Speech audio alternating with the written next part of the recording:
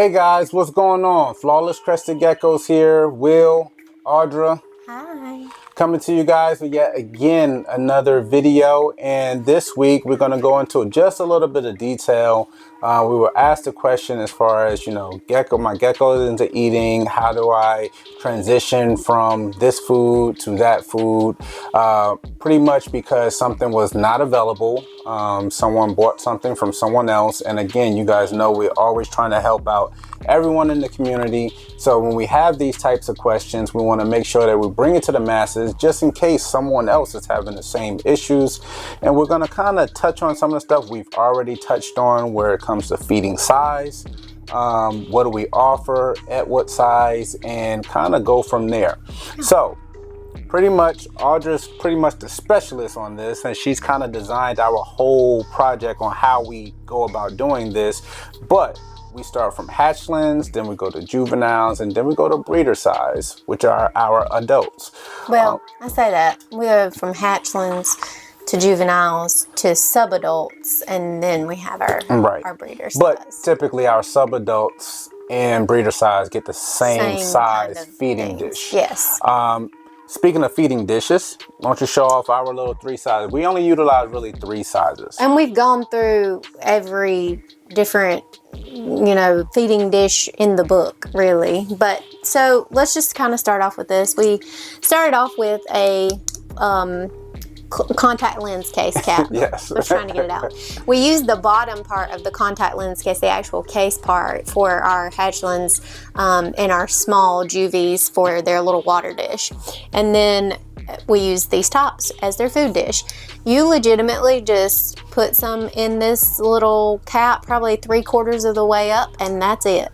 There's no need for any more for that size. Probably overkill as well. Probably. Because you really want, the bottom of the cap for a fresh hatchling. But when you see them starting to empty that out, that's when they're getting a little bit of size to them, and it's time to kind of step them up to the next level. So the next level, we use just run-of-the-mill bottle caps. Yeah. We actually got like a buttload of these from somewhere, and I can't even remember now where we got them from. It was a brewery. Of some sort. Yeah, but we got like tons of these things, and they came like just brand new, just like this, and brand spanking new. New. Yeah, they've not even been like popped loose. Yeah, and keep it all intact. So that's everything's intact with it, and we just pop those in, fill those up, and our juveniles, they just eat it out. Yep, and then they make it up to the next size. Our subadult or adult size. And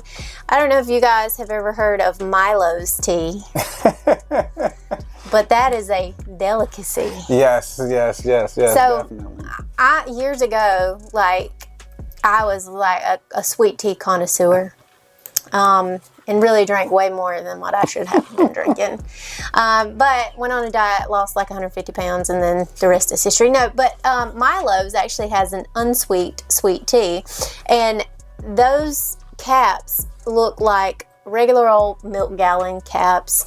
You can get like Gatorade caps, again, the gallon Milo's tea caps. Or milk carton caps. If you have 3 teenage boys that drink a gallon of milk a day, sometimes more, then you'll have plenty of those caps laying around. Or you have a husband that likes to mess around and play too much and end up having you dump your whole gallon of milk in the floor. But you guys heard that. She dumped it. She threw a whole gallon of milk on the floor. It was his fault. This fool trying to lick his fingers and stick his finger on my sandwich. Why would you do that? He's playing too much. My germs. So, yeah, but keep your germs to yourself, unless I ask for them. Come on now. And so he made me dump our whole gallon of milk in the floor the other night, but we had to go out and get another one. So guess what? There's another cap added to the collection. Absolutely. So now you guys see exactly what sizes that we're utilizing now. Are you ready to take your love for Crested Geckos to the next level? Welcome to the Flawless Crested Geckos Patreon, where passion meets opportunity. With 2 tiers, $50 and $100 a month, your membership is not just support, it's an investment. Every dollar goes straight into your very own Flawless Savings account, ready to be used toward purchasing that gecko you've always wanted. As a Patreon member, you'll unlock exclusive early access to every single website update we have. That's 48 hours to view and purchase geckos before the public ever sees them. Plus, enjoy 5% off and free shipping all year long. Looking for even more? That $100 tier gives you rollover funds so you can stack your savings for those big dream gecko purchases. But that's not all. Membership also means monthly gecko giveaways, free merchandise, and access to exclusive content designed for both seasoned breeders and brand new keepers. At Flawless Crested Geckos, we're more than just a Patreon. We're a family, a flawless family, and we'd love for you to be a part of it. So don't wait, join today and start enjoying all of those benefits. Your perfect gecko could be waiting for you exclusively here at Flawless Crested Geckos Patreon. We're utilizing now. As far as transitioning your gecko, maybe you're on Repashy, maybe you're on Pangea, maybe you're on Vitamil, Or maybe BP on Zoological. yeah.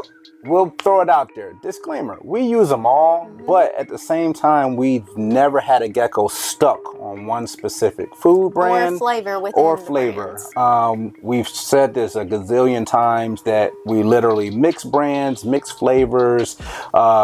And we do a little bit of it all, and we've never had any issues. We genuinely do not believe in the whole my gecko only eats a certain flavor. And that's just because we've run thousands of geckos through this facility, and there has never been a gecko that didn't. So in your transitional period, you have to take some things into consideration. When's the last time your gecko had gecko diet, right? Now, just because you're offering its favorite gecko diet doesn't mean that it's going to empty its cap every single time. Exactly. So long as your gecko is gaining weight at a normal rate, you're perfectly fine. Sometimes they're going to eat more than others. They're not a machine. They're not going to eat the same amount every single time. And too, a lot of, newbies or new keepers, pet owners, just have one gecko, they don't realize how little these guys do actually eat on a regular basis. It doesn't take much to nourish them. Yes. And also, in addition to, they tend to like to hover over their new pet or their new geckos. And when you hover over these animals, it does stress them out. Absolutely. So leave them alone and let them eat. Right. And they'll be fine, we promise. We found that obviously you're going to feed your gecko and give it a good amount of food, but the more adequate amount, where it's less than more, you can actually see the difference of them kind of emptying out their cap as they eat versus you give them a huge old cup and you're like, oh, my gecko isn't eating, because you're not able to see a difference in the amount of food that you set out for your gecko. That's a big thing. Yeah.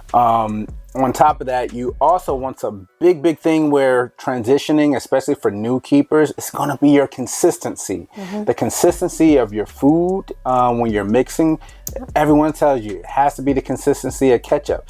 Yes, but also you have to think about, are you feeding during the daytime? If you're feeding during the daytime, depending on how you're situated, you may want to make it a little bit more watery. So that as it sits and congeals, it doesn't get too thick. Right. So you want to work a few different things just to make sure that you're meeting your gecko friends' needs. And two, another big glaring topic is consistency, not only in your actual food, but consistency in your timing and your schedule.